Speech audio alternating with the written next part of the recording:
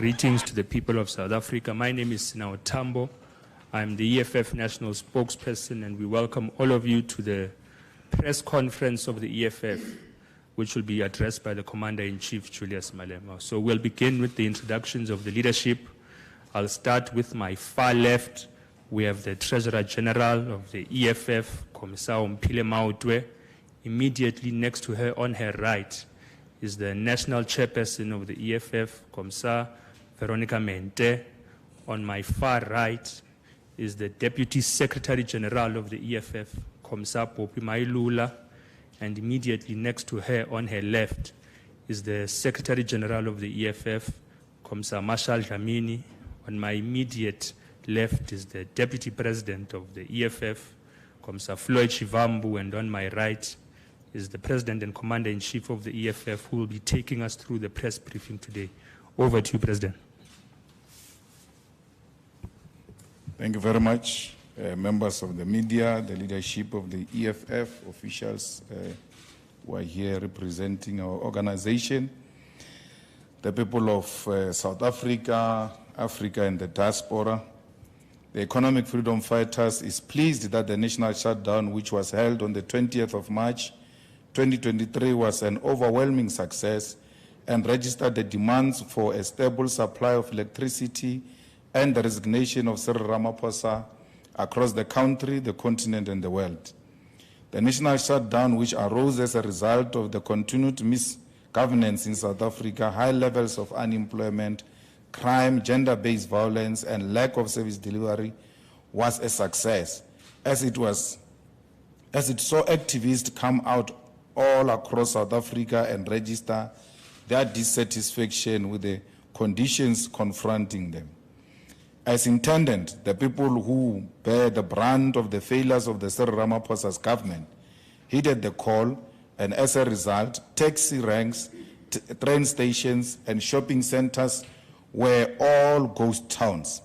Taxis, buses were empty on the 20th of March all over South Africa, while load shedding was ultimately suspended due to a low level of demand for electricity supply.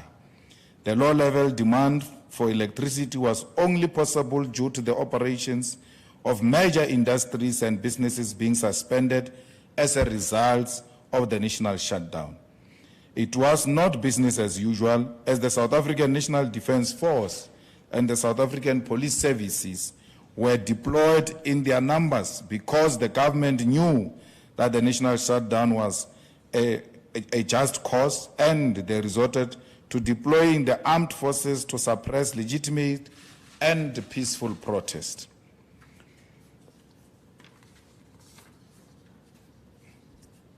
The EFF salutes all activists from all political parties, unions, and civil society who expressed their frustrations with the regime of the day peacefully and with the highest level of discipline.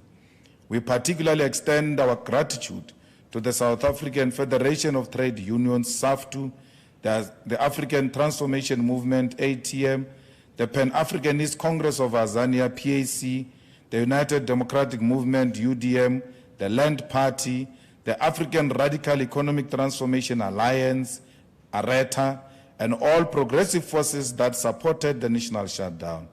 We want to also assure all the forces of progressive change that the EFF will always fight side by side with you and will never forget your contribution even when we take political power from 2024 onwards.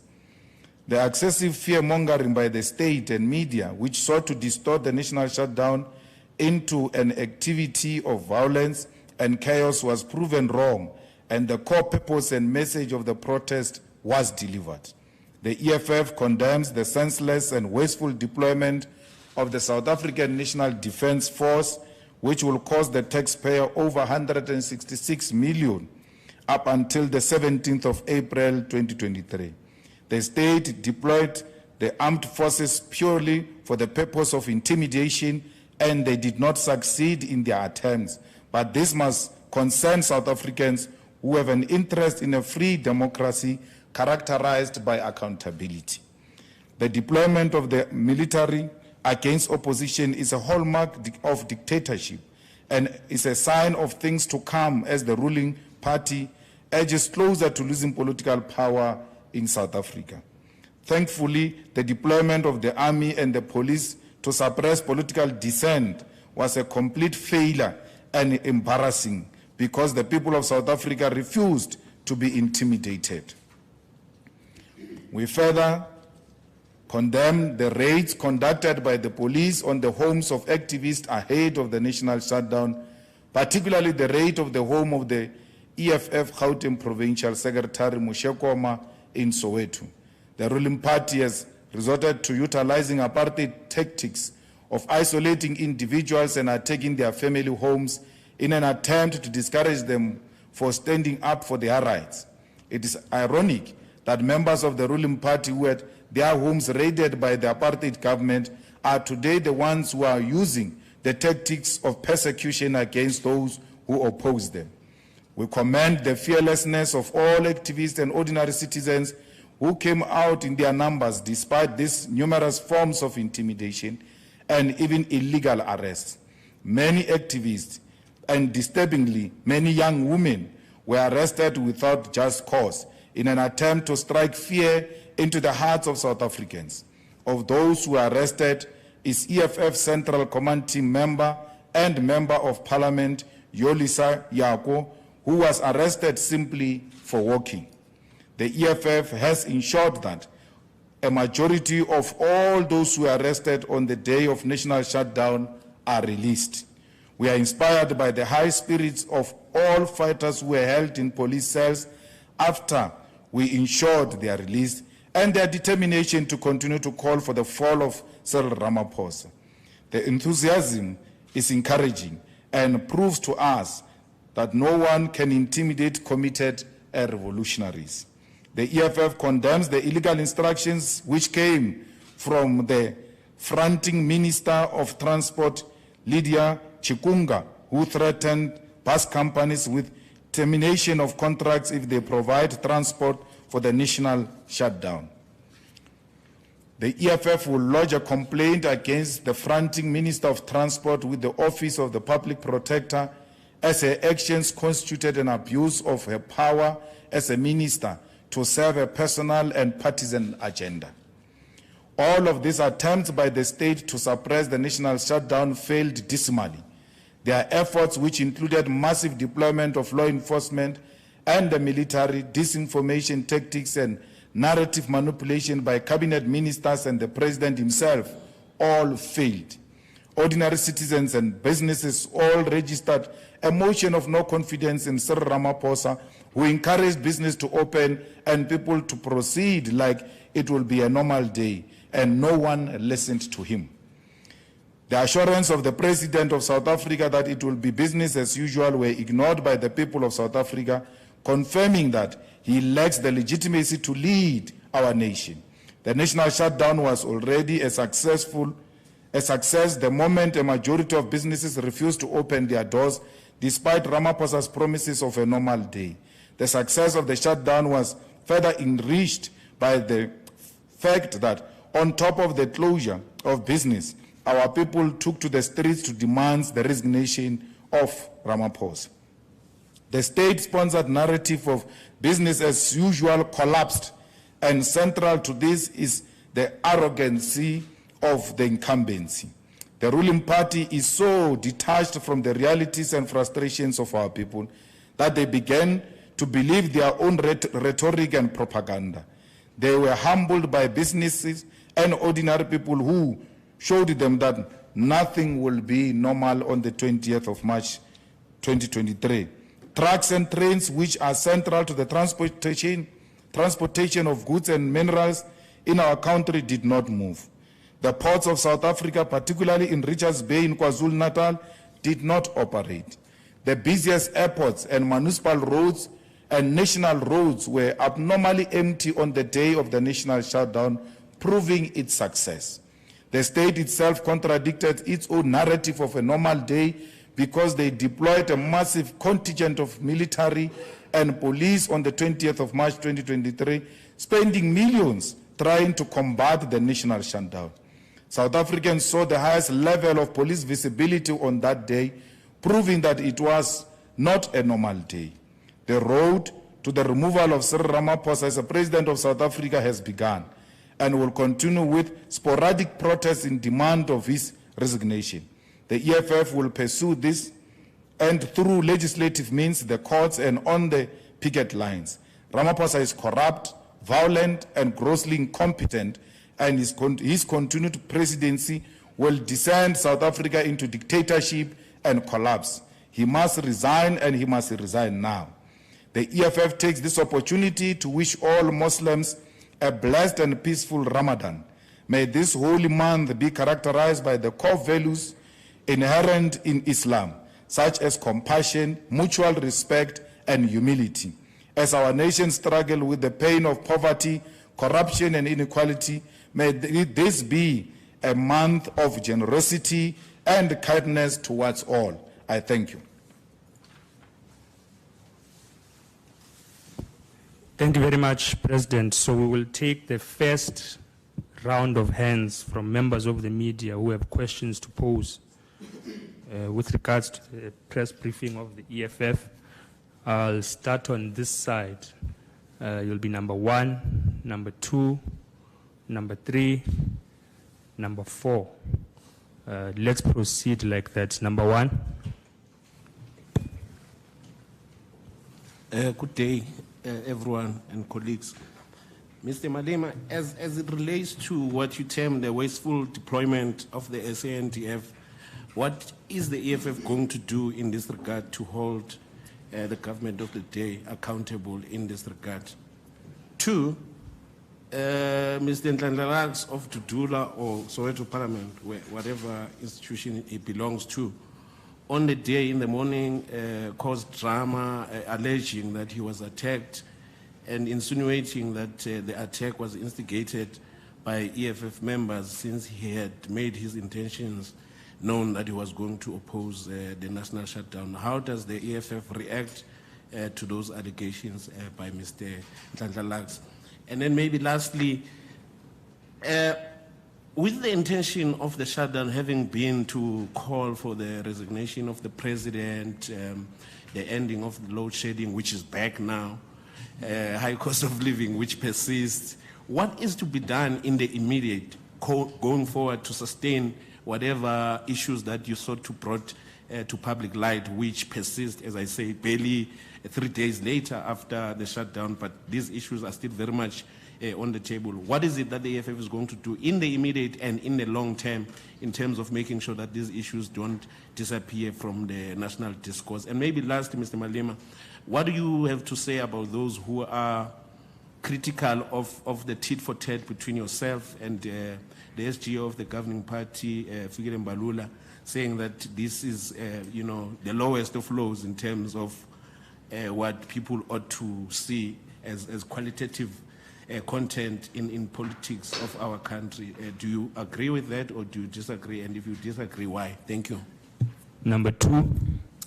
Mr. Malema Katlao Sokoto from Kaya FM. Just one question. Yesterday, the SG of the ANC made the accusation that the EFF shutdown had initially, he says that it was, they had prepared for violence because that was the message by the EFF, that it was not meant to be peaceful, and then accusing the party of saying then it had to turn peaceful afterwards. So he cited the arrest of the Wits or some students on the Sunday evening, saying that initially the message from the EFF was that it was meant to be violent, but then your story turned and then it became a peaceful protest. Just your response to his sentiments.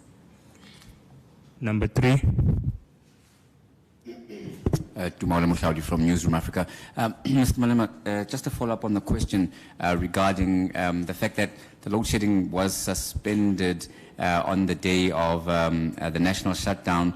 How would you cast that in terms of the strategic purpose of suspending the load shedding? Would you say that load shedding is being used as a tool, as a political tool, because it can be suspended for 1 day, or how would you cast that? Thank you. Number 4. Good day, it's Natasha Puri here from SABC News. Mr. Malema, you mentioned the issue of Moshe Koma, his house being raided. Can the EFF perhaps tell us if you're thinking of taking legal action against the police? Also, there's an incident in Mpumalanga. Can you just please clarify it for me, where apparently EFF members were beaten, assaulted and shambocked by ANC members? Has a case been opened so far in that regard? Furthermore, just a reaction of what happened yesterday in Parliament, the motion of no confidence against the National Assembly Speaker, Mama Pisa Ngakula, failing. Please comment on that. And then just the last question, Mesof had asked that I ask for your reaction on the ICC issuing a warrant of arrest against President Vladimir Putin. Thank you.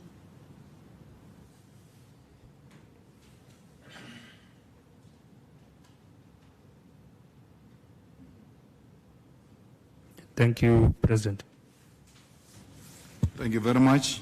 Well, you will know that we are in Parliament, and we will be questioning the rationality and the deployment of soldiers and the amount of monies that are going to be spent on the soldiers that are on the streets now. The national shutdown, from its beginning, it was declared to be 1 day. And as to a month deployment, I don't understand what informs that. But dealing with the criminals that we're dealing with, that might be an opportunity for them to loot. Because in the army, ordinarily, and in many instances, we never get to the bottom of how monies get to be spent in the army. And that's where it is very easy for a corrupt government to just exploit that opportunity and steal the money. Because we don't want to undermine the integrity of the armed forces, especially of our own country, because once you start making unnecessary demands, at times you are even tampering with their intelligence operations and all of that. But it is for South Africa to see for themselves that we have no precedent at all. We have no crime intelligence. We have no state security. We have no army intelligence, because someone should have said to them, stop being jokes and focus on what you are doing, because there is no such a thing. Guys, we started together when we were announcing the national shutdown. We announced it through you. Not once have we ever spoken about violence. Not once. The violence never started after the beating of kids in Hillbrow. I'm happy that he mentioned that, because the intention of Hillbrow was to intimidate whoever is going to participate the following day. So they wanted to demonstrate a night before the state heavy-handedness on the protesters and threaten anyone. So, that's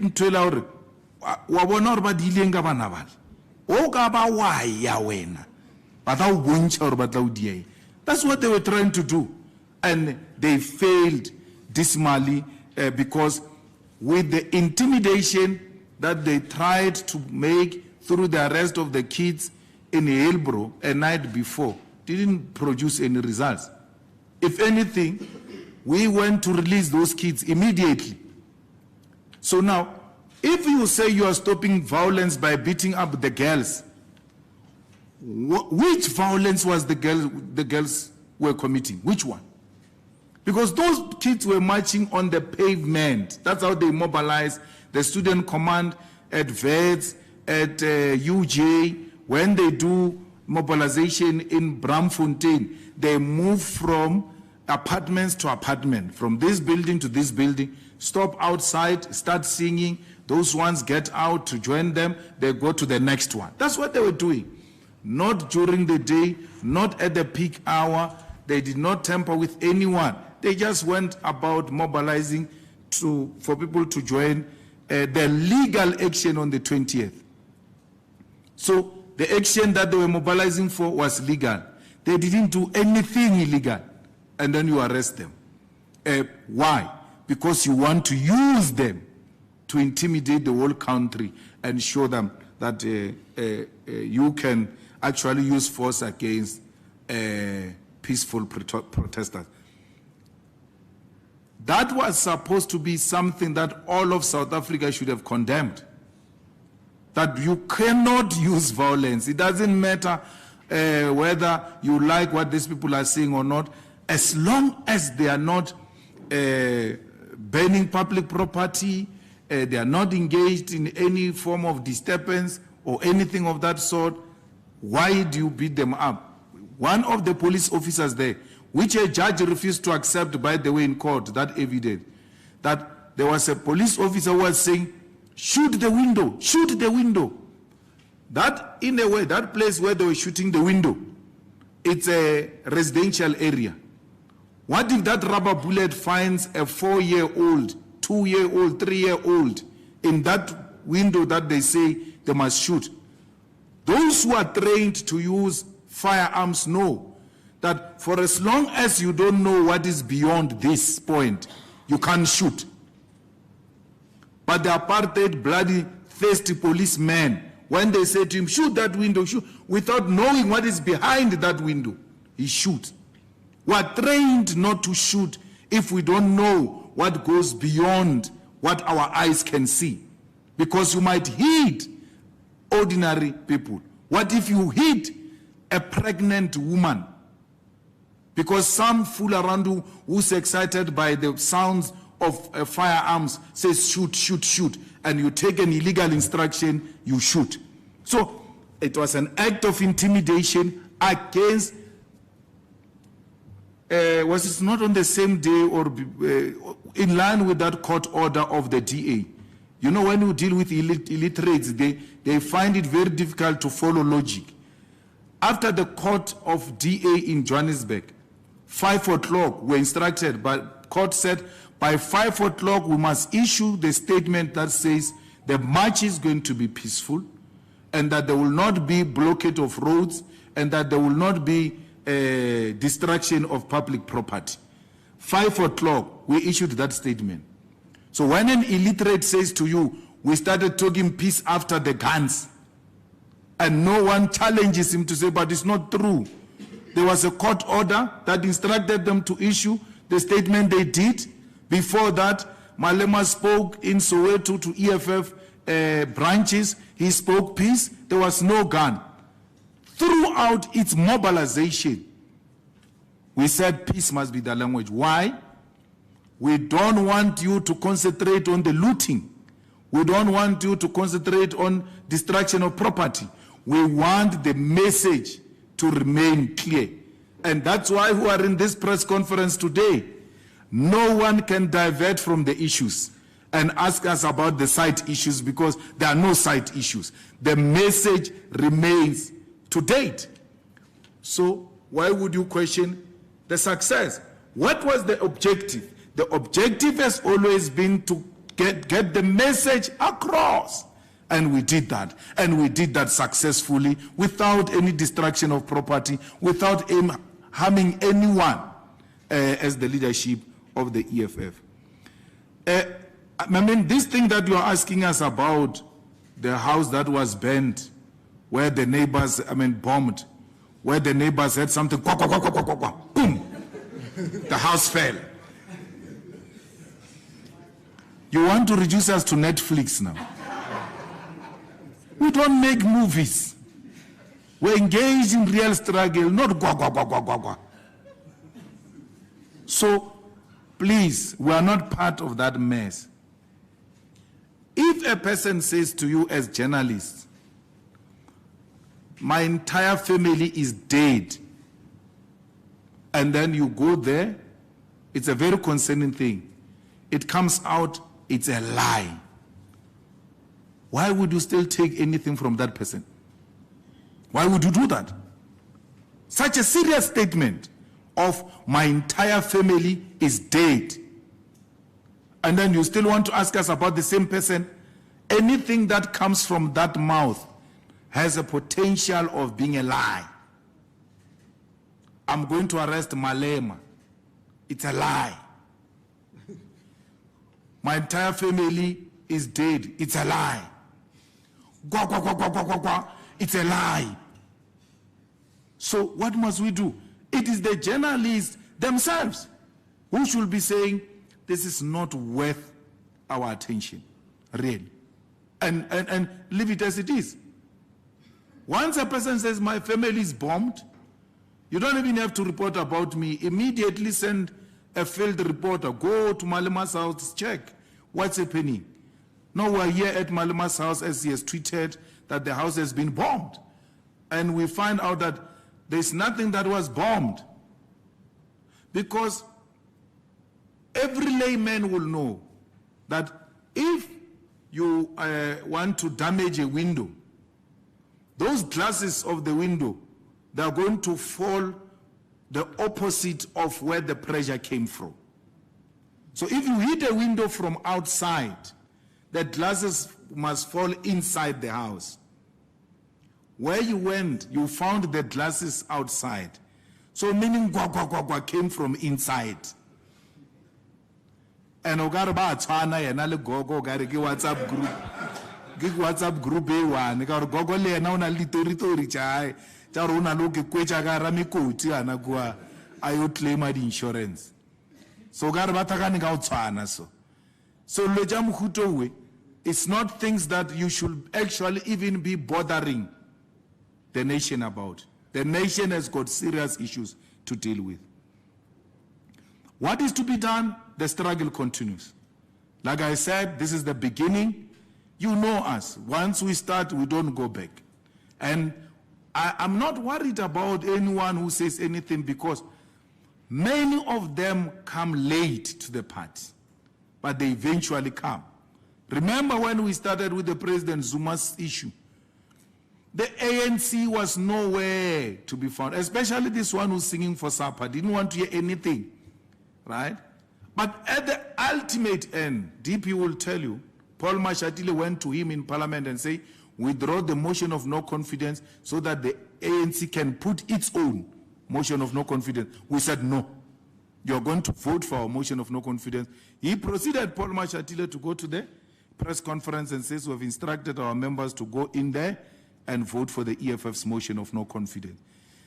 Even at that time, it started like this. Eventually, the ANC came to the party. The ANC will come to the party like the rest of South Africans.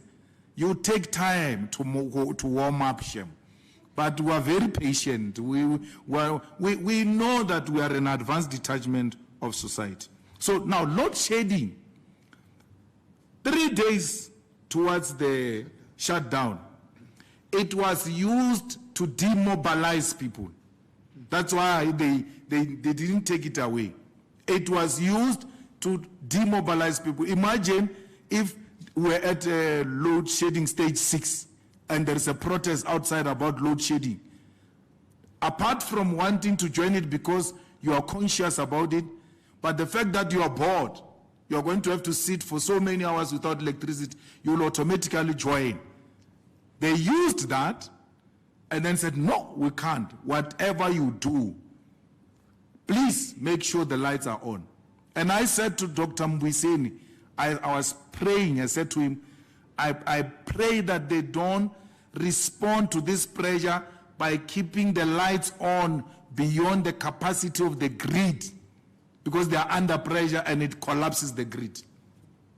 Because they were so desperate to keep the lights on to a point that they had potential to collapse the grid. Whatever it takes, let's do it. It doesn't matter, the lights can be off. So it was used as a method to demobilize, which now comes to the point that it is possible to keep the lights on. Someone doesn't want, and the EFF has proved that. 3 days before, look at the results of the EFF. You're saying, where to from here? You are supposed to thank us first. That in so many months and months, for the first time, on the day of shutdown, you had so much electricity. No load shedding. Thanks to the EFF. Immediate delivery, not after the march. During the march, we delivered the demands immediately. Why? The big users of electricity decided to close. So I responded to the violence. All comrades who were beaten up, we encourage them to open cases. That's what we said. They need to open cases. The policemen who harassed those kids in at Vets, one of them is captured nicely in a video. We need to pursue that one and to teach police that no matter how angry you are, you will never be a combat. You will always be a service. And that's why we are taking Mukwanazi's comments to the constitutional court to be declared unconstitutional. Mukwanazi has got no option to say today we are a service, tomorrow we are a combat. No. Coming from the mouth of such a powerful man who says today we are a combat and citizens will forgive us because we are putting aside the service. Police have got no such luxury. They should know that under whatever circumstances, they remain service to our people. The police we worked with in Pretoria, where I was, they were always like, Mr. Ndozi, what do you need now? Which road do you want us to take? Not, no, you can't go there. You go there. No. Always very cooperative. To a point where I even started playing with them. When they turn, go left, go that way, I decide, let's go straight against where the police are going. They will run, come the other way to rejoin the march and not be angry and say, no, what are you doing? No. They knew it was a peaceful protest. We have a responsibility to protect it, and we have an equal responsibility to protect the public and all of that. Mukwanazi acted in a childish manner. You know why? Because the EFF has been saying Mukwanazi must be the national commissioner. So for sure, he thinks that they think he's part of the EFF. So in a way, he's trying to prove to them that I'm not EFF. And then he does childish things. With, a desperation of a career policeman. Have you ever met a policeman? Every day you meet a career policeman, ordinary one. Just tell me what you talk about. Promotion. That's what they say all the time. There's no policeman you can speak to and doesn't talk about promotion. Man, I've been a warrant officer for 15 years. Can't a plan be made? Mukwanazi wants a promotion, which he deserves as a career policeman who can combat crime in South Africa. But he descends into political utterances that he knows nothing about. He's a political illiterate, and he must stick to being a career policeman. That is his character. And that's what he must do. Let him be a policeman and leave politics to politicians. Now to want to try sound smart because you've got a commissioner who can send an email. You're trying to show people that you are better than Masemul by attacking the EFF in an unconstitutional manner. It will destroy him, trying to please the people who don't like him, by the way. In all what he did in KZN was to try and please the people who don't like him and trying to show them that I'm not part of the EFF. They always talk about me. Childish response. And he will regret it because we're going to get those utterances declared unconstitutional. They are a threat, serious threat, coming from a man in his position. Motion of no confidence again exposed the ANC's attitudes towards accountability. We didn't expect anything less. What we do as a small opposition with how many members, 44 in parliament, is to expose the hypocrisy of the ANC and the hypocrisy of the official opposition. That can allow members of parliament to be removed from parliament by armed policemen. Guns must be prohibited in parliament, in the National Assembly. Because what if that policeman gets triggered by someone he has been seeing on TV and this person has been irritating him for too long, and then that's an opportunity to shoot. You bring guns inside Parliament officially. It is something that must never be done. So to say no, the Speaker should have done the following in order for us to arrive at a motion of no confidence, it's wrong. There are certain things that are called cardinal mistakes. She made a horrible, terrible decision that day, which exposed her that she's not a good speaker. ICC, Putin is welcomed here, and no one is going to arrest Putin. If needs be, we'll go and fetch Putin from the airport to his meeting.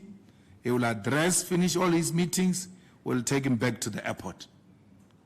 We're not going to be told by these hypocrites of the International Criminal Court who know the real violators of human rights, who know the murderers of this world. That former Prime Minister of Tony Blair admitted that they made a horrible mistake when it comes to Saddam Hussein. They've not been charged today. Bush is still there. They've not been charged till to date. And then Obama killed Gaddafi. And then nothing has happened.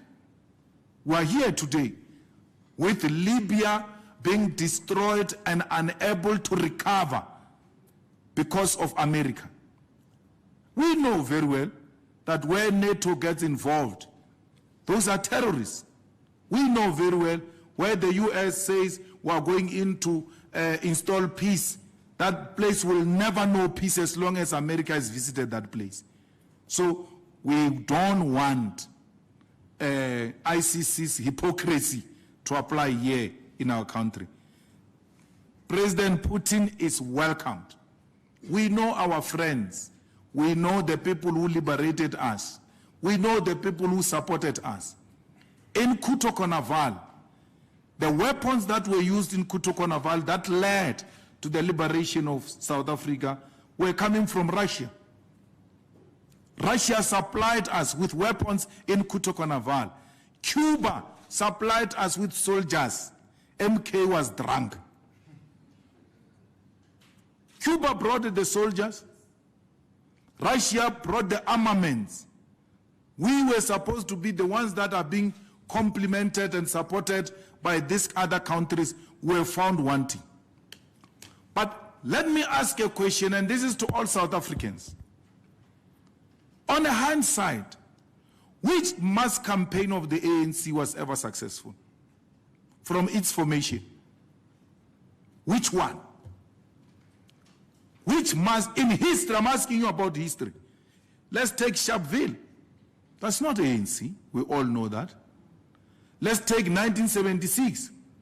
The ANC actually issued a statement condemning the children of 1976, only later to hijack the victories of 1976.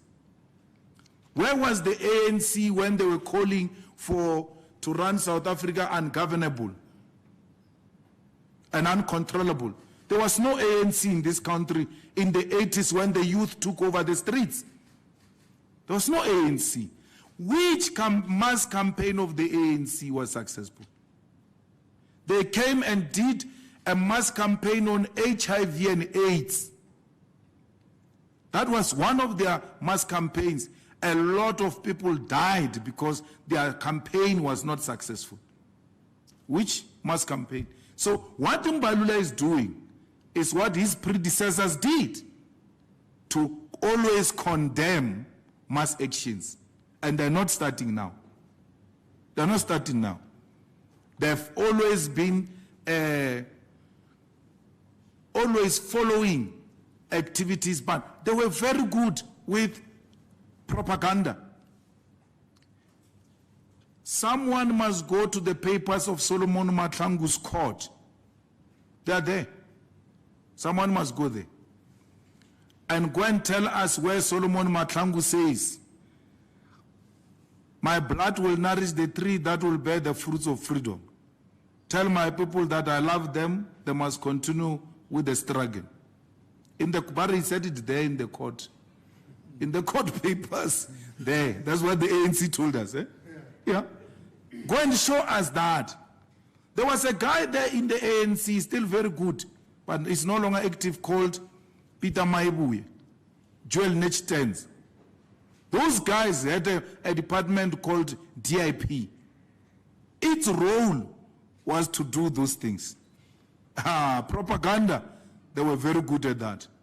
That's why everything else, if you're to tell someone that 1976 is not ANC, is going to be shocked, what are you talking about? What are you saying? Because people just automatically assume 1976 is ANC. It's not. It's not. So it has got no history of mass protest. Why was O.R. Tambo staying in Britain after the British government declared ANC a terrorist organization? If indeed it was an organization that constituted a threat to the white establishment. Okay, let's bring it closer to history. Can you imagine that terrorist that America killed, Osama bin Laden? His organization being declared a terrorist organization, and then he stays in Washington. How do you reconcile the two? That the British government says the ANC, it's a terrorist organization. Its president and his family and children stay in London, and they go to schools in London. Children of Osama bin Laden going to school in Washington. How do you reconcile that? So we shouldn't be told nonsense by people who know nothing about mass mobilization. They don't have a history of mass mobilization, and that's why he doesn't know what he's talking about. I have nothing against Mbalula. All I did to him was, it's the EFF that declared shutdown. It's not the Malema family. And you guys, fairly so, you go to him and say, the EFF has declared shutdown. What do you think? Yeah, that Malema can go. No journalist said Malema has declared shutdown. So when you talk about this issue degenerating and all of that, if you want to get it right, go to the real cause. The Secretary General of the ANC demonstrated the lowest level the ANC has ever been. The lowest level where the ANC has never been at this lowest level, both in thinking and in character. There's nothing comparable, for instance, between Mbalula and Joel Nechtens. I just gave you an example of the best the ANC has ever produced. We don't agree with Joel on issues, but you can't take it away that he's a thinker. We don't agree with his politics. Now, the Secretary General of the ANC is the highest level of the degeneration of the ANC. It can no longer be beyond this. This is the last level. Where have you ever seen Kgalema Motlanthe doing that? One of the people who occupied that position. You know, when Kgalema Motlanthe spoke after the NEC, some of us were not married. Half the time after activities of the organization during the day, at night were at social places. And then someone says the SG is speaking later today at 7 or now. The SG speaking now, and we're busy dancing, and all of the music will be shut down to listen to the Secretary General of the ANC. The Secretary General of the ANC spoke when it mattered. Not this thing of speaking every time you go to toilet, when you come back constipated, you want to say something. No. That is demonstration of the degeneration the ANC has ever experienced. From that night, from that evening, till today, till to date, he's still tweeting and talking about the EFF national shutdown, the Secretary General of the ANC. Why? Because there are no longer veterans there who can say to him, but iyakela into yakho. Ima Mbalula, Ima. No one, no, there's no longer anyone. Ramaphosa is excited because he thinks it's his personal defense, but he doesn't see that this is actually destroying the office of Secretary General, who wants to create some non-existing beef. Because Mbalula was told, he listened to that nonsense, and I told him, when he called me, I said, you listened to that nonsense that Malema has made his match, and you're taking it literally. Literally, I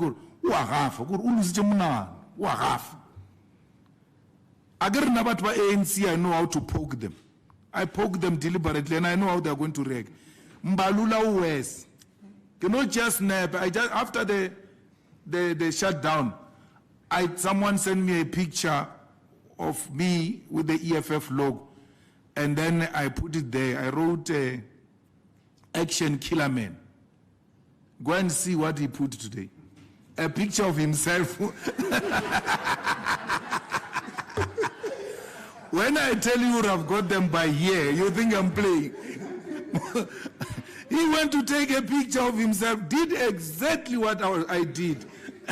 So he took that thing literally, and he can't think. And he even says to me, yeah, when you attack the ANC, you are attacking me. I'm the ANC. You are not the ANC. You are nothing. Who are you? I have no problem with Mbalula attack the EFF. You can't hear me intervening. The EFF has got capable young men and women who will put him at his place. But why are you coming for me? And you coming for me because of your proximity to me, and you think that they will use you to destroy me. I have no time for ANC people. They don't like me. Even himself doesn't like me. He's envious of me. So why should I be worried about them? He envies me. They do that, all of them. So especially the ones I grew up with in the youth league, they envy me. And if they get an opportunity, they will kill me. Because the problem with envy is that this guy has now led a shutdown. How do I lead a shutdown? Then you are unable to meet these things that you are competing with this guy about, and it becomes something else. So he is not having any agenda, none whatsoever. He's just going crazy because they said to him, Malema has made his match. I'm not scared of Mbalula. He has never done anything for me. I don't need anything from him. I am where I am because of my own commitment to the revolution. I'm not Mbalula's child, and he will never intimidate me. I won't be intimidated by Mbalula. They tried many presidents, not even secretary generals of the ANC, many. He's a clown that knows very well can't do anything, and he must stop pushing me. He wants to come personal, I will be extremely personal. Then he will talk about degeneration. I have a huge respect for his family, and a huge respect for his wife, a dignified woman. To an extent that if I attack his family, it means I'll be attacking that woman. He's got children who are now older, who hear these things. Why should we be personal with wives and children who are older, who can follow this thing and get hurt personally by such things? We shouldn't. We shouldn't, but he must not push me. I'm not a push around. I can come just once on him, it will be done. And I don't want to do that. So he must keep my family name out of his mouth. That's all I'm asking for. The rest of the politics, I'm okay with them. I don't care. I have no problem. I just want briefly, no, in a very brief way, all of us ought to ask ourselves, DP, what is a shutdown? In an English definition manner, what is a shutdown? Amongst other things, it means temporary suspension of operations or business. Have you not experienced that? If you have experienced that, there was a shutdown. That's it. Yes, sir. Well done. No, second round. Thank you very much, President. We'll take the second and last round of hands to interact with the President and Commander-in-Chief in the EFF press conference. We'll start on this side now. You'll be number 1, number 2, number 3, number 4, and you'll be number 5. Thank you very much. Let's go number 1.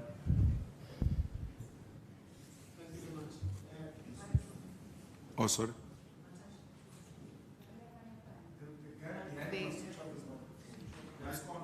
Okay, thank you very much. President, just first question. We've seen concentration of power in Name, the surname, presidency. media house. Sorry, apologies. My name is Puti Musumana from Inside Politics. We have seen concentration of power in this presidency over time, and we know there's no portfolio committee to keep account of what is going on in the presidency. Should we be worried about this, and is the EFF going to do something about it? We have had the story of how the presidency wanted to use consultants, apparently to be funded by private sector interest. Your comment on that. The second one, DP, we have started a war on a system, someone said. Are you prepared for what is coming? We've heard the story of the transport ministry and the buses. Soon enough, we'll see more. Bank accounts being flagged and much more. Is the EFF and the leadership prepared? And are there anything that you have already spotted? The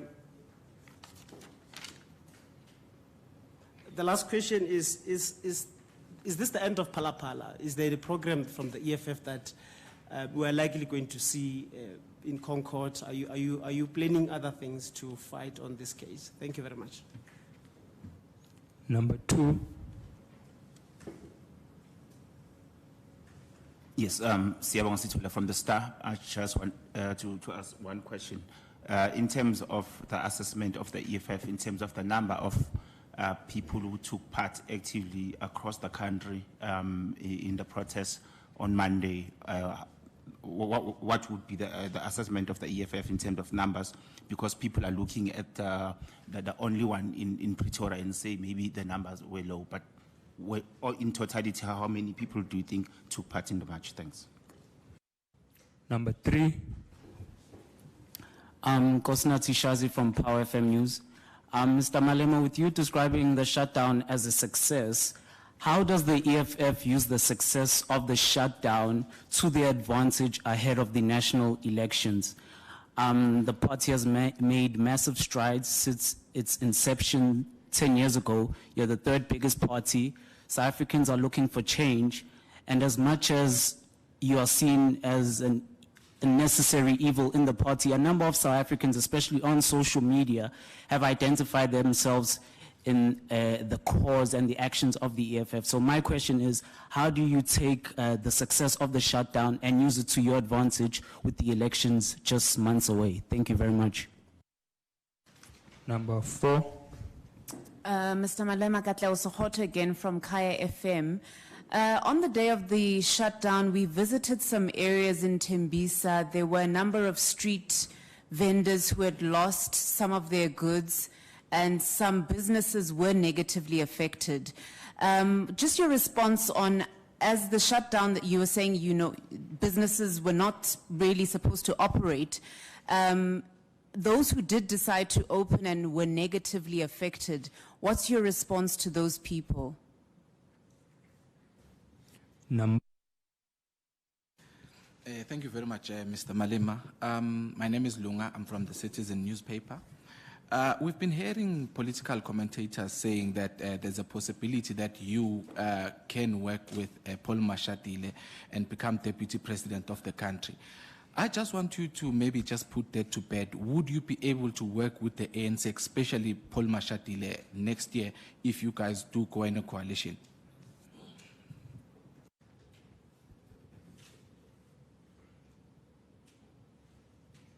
Thank you very much, President. Thank you very much. The concentration of too much power in the presidency, it's a sign of dictatorship.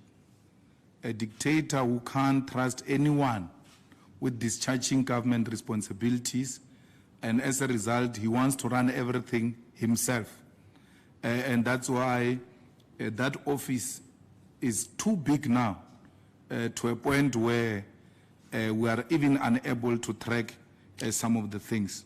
So we have written to the Speaker of Parliament to establish portfolio committee on the President. And matters have also been taken to the Rules Committee, as it were, because we believe that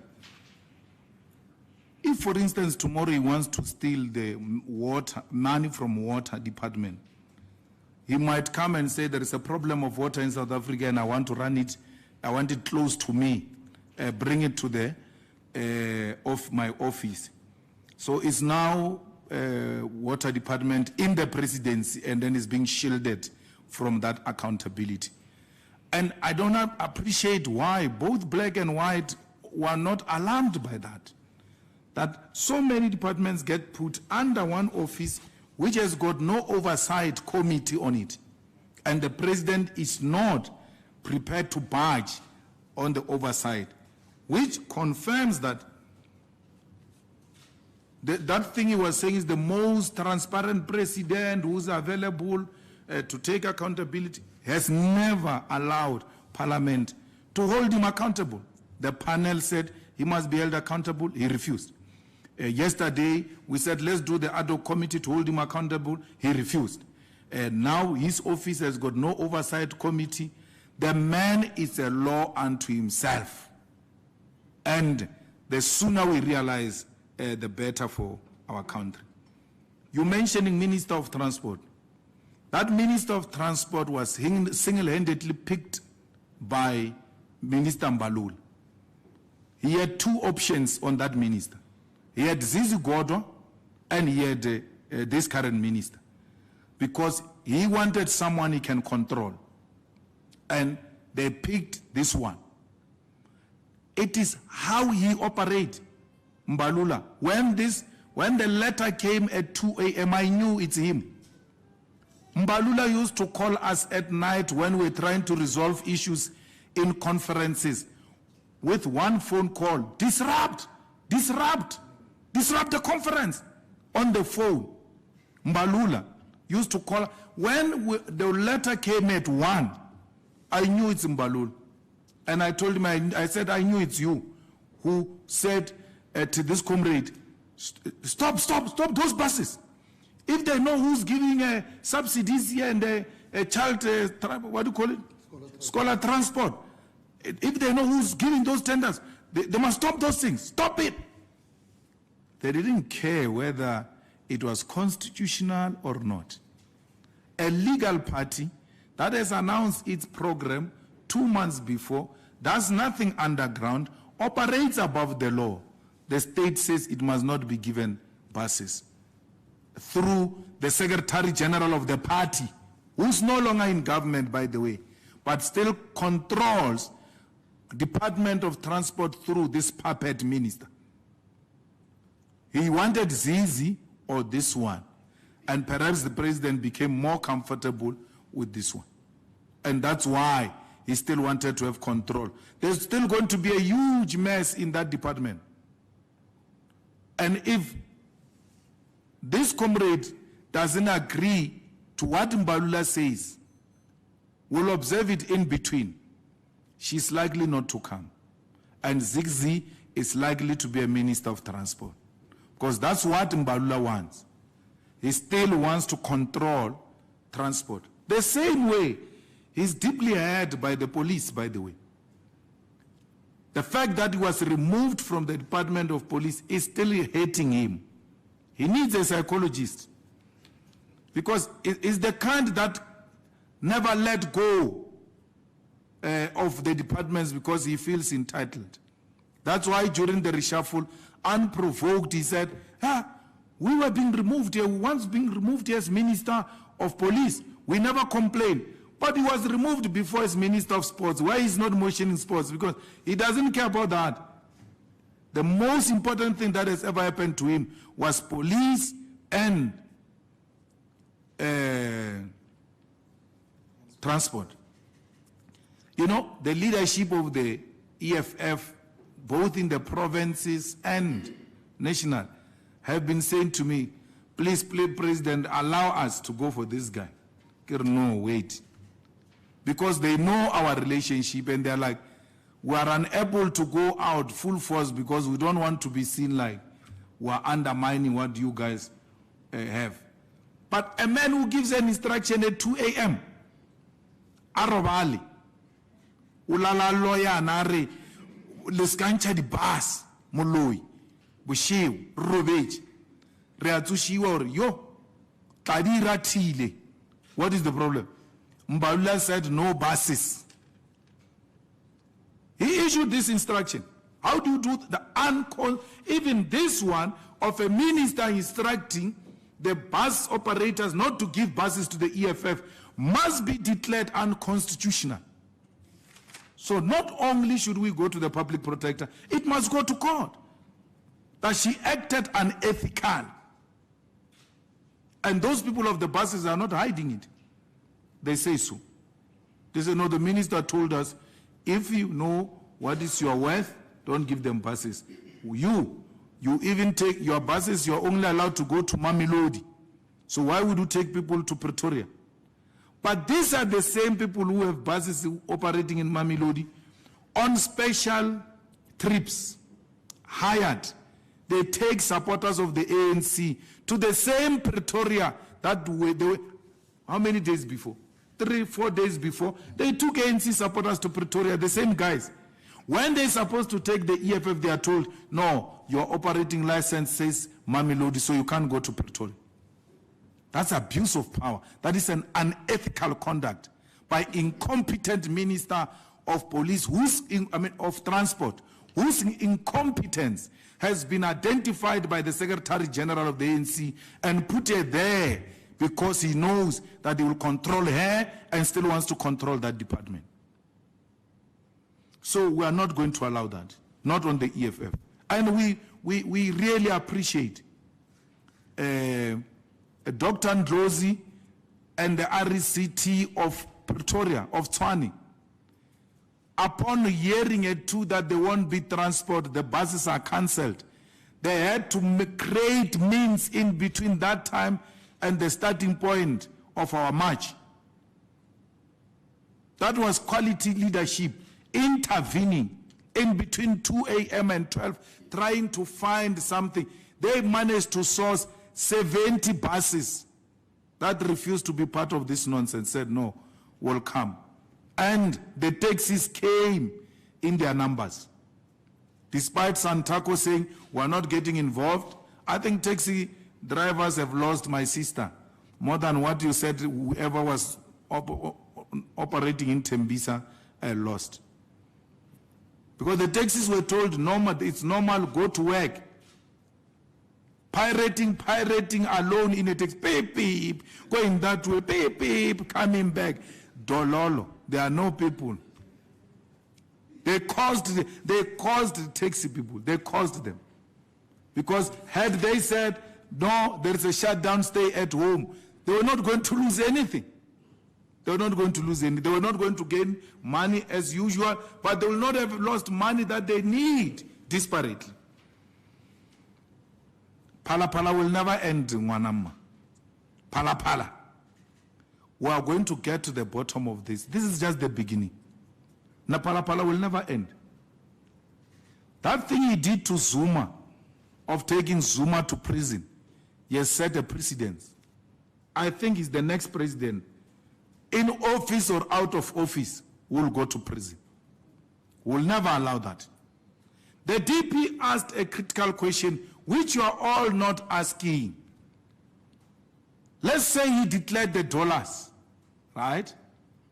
Let's say his business is above board. There is nothing wrong. He did everything right. Leave him alone. That's fine. But how do you answer the question that says the trading currency in South Africa is rands. How do you escape that one? It's by law, by the way. No one is allowed to trade using foreign currency. The president has agreed, the president has accepted that he has accepted dollars from a person who came to buy buffaloes using foreign currency. How do you pass that one? See? As a fate. As a fate. Even if it's not a president, leave the president things alone. If there was an individual who's found in possession of foreign currency and he's asked, where did you get the money from? And he says, I sell buffaloes. But they say, but you are not allowed to sell using foreign currency. How do we pass that one? Yes, admitted he took foreign currency. Why are you not making an issue about it? Because that is the law. He has violated the law.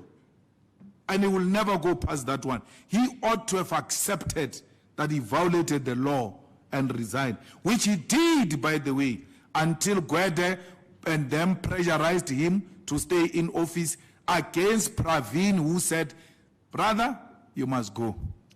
Pravin, relations, no, they are no longer. That's why SARS can release a statement on that Pala person who bought the money, who bought the buffaloes. SARS was not going to do that. If the relations were still nice between Pravin and the president, SARS was not going to issue a statement that says that guy did not declare the dollars. Even if they know, as long as it's not in the best interest of Pravin, SARS will not say it. Never. So by SARS saying that guy did not declare the dollars, you don't need anyone to tell you anything. In Pravin's language, connect the dots. Why would SARS do that?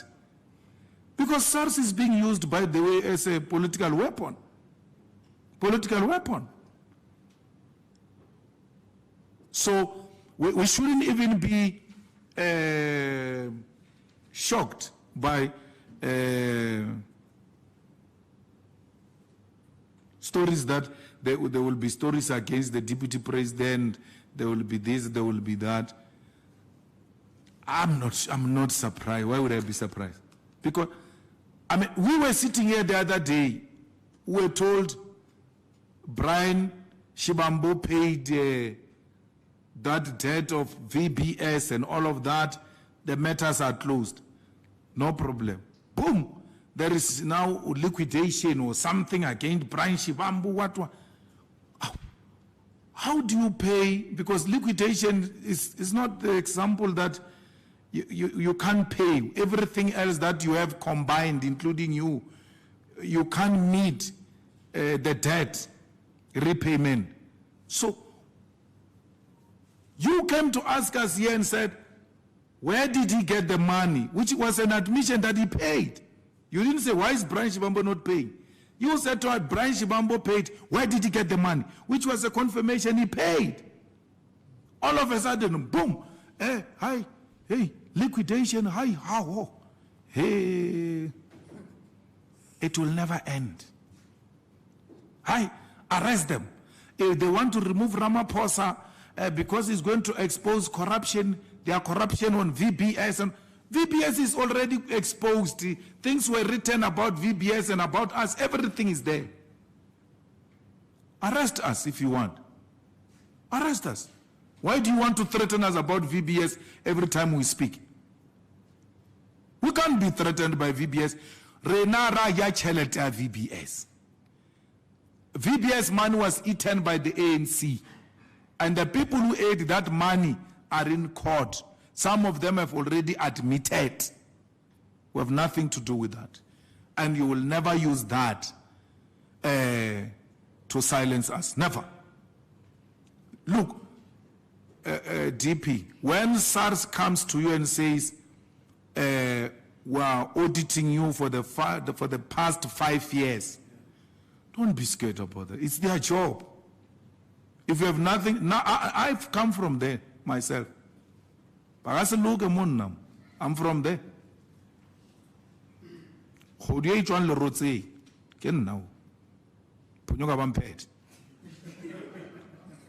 So I go by child. So like me, DP, you must never be scared of these people. Stay firm on what you stand for. You never committed crime. If there are mistakes that you have committed, you miscalculated, pay. Pay. Make arrangements and pay. That's all. There's nothing they can do. There's nothing they can do. There is law in this country, and that law must be followed by all. So when people say DPA, now that you guys have taken a stand, are you not scared something's going to happen? Like what? Like killing us? Like imprisoning us? Like torturing us? Like sending SARS after us? We are used to that life. We are used to that. So SARS must never be seen by anyone in South Africa as a problem, even when it's being used as a tool. Don't take it to heart and say it's a problem. No, hey, Floyd, we need 1, 2, 3, 4 form. You go look for it and give them. Hey, we want this, hey, give them. They did this to me. They gave me a settlement. You were there next to me. You traveled this journey with me. Give me a settlement, signed everything and all of that. One morning woke up and said they don't recognize the settlement. I took them to court. The court said this settlement stands. Crooks. They went to settle now because when I settle with SARS, it must be final. And I must trust SARS as an honorable institution of integrity. But if it settles now and then goes around, turn around against its own settlement. My settlement was written by that guy. Van Lochenberg, the man himself. Van Lochenberg. He wrote my settlement, working with Tumi Mukwena, my lawyer, word for word. And then Van Lochenberg turns around and say, no, this settlement is not proper. I agree, he wrote it privately, that he didn't know where he was dealing with. God, no, sir. You are used to robbing people. You are the one who wrote this settlement. Word for word, you. Why do you turn around and say it's not proper? You don't write proper things, Khanwe. And they realize there's no way out. So, how do you have a SARS that operates like that? That operates like mafias who are not honorable to their own commitments. So I'm not speaking about like this because I've got no issue with SARS. Now I don't have any issue with SARS. They will never get me born. Once bitten. Yes. Twice shy, Baba.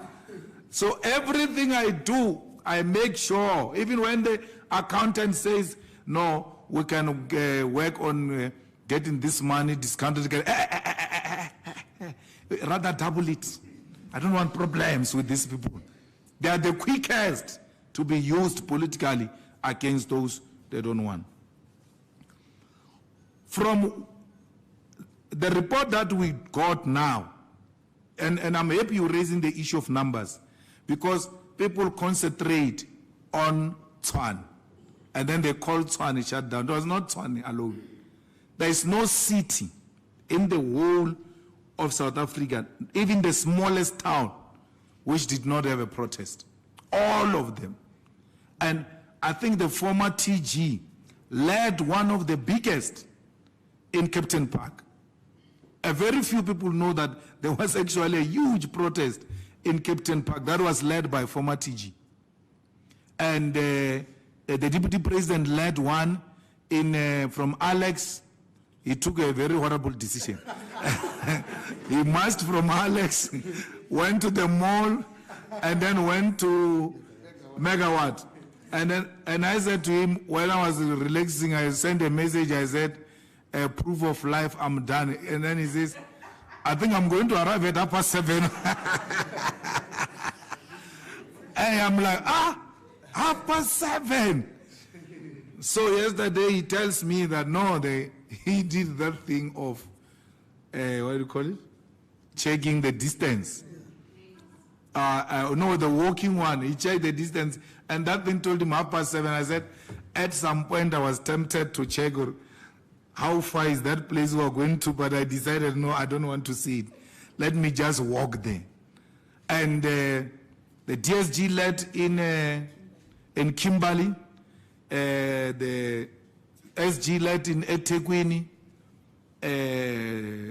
National Chair in Cape Town, the TG, was it Witbank or Witbank? Just us alone. And then the rest of our people, all of them, each one of them had a leader in the whole of South Africa, from Musina to Cape Town. Not a single town did not have protest. And then in all the towns, 1 or 2, 3, 4, 10, in total, how many SG? 307 people were arrested in the whole of South Africa. Today we are sitting at 230 that we managed successfully to release from prison. You know, the ones who are arrested in my township, this morning they went to court. There were 5 or 6 of them.